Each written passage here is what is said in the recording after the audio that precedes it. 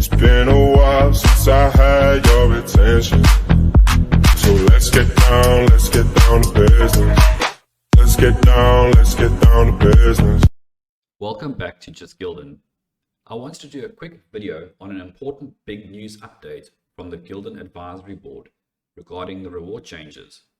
I will do a follow-up stats video within the next 2 weeks to show how this changes the landscape for long-term investors as Gulden moves to more of a store of value currency, and why we will never see 750 million Gulden in our lifetimes. I have provided a link to the full article from the Gulden Advisory Board in the description below. For those viewers who just want a short version of what is taking place, originally the Gulden Advisory Board proposed the drop in rewards to 120 Gulden per block.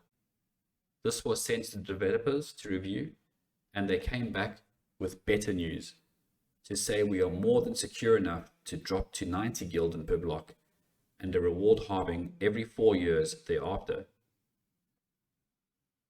The changes from the developers was taken to the Gulden Advisory Board for a vote, and it was unanimously accepted.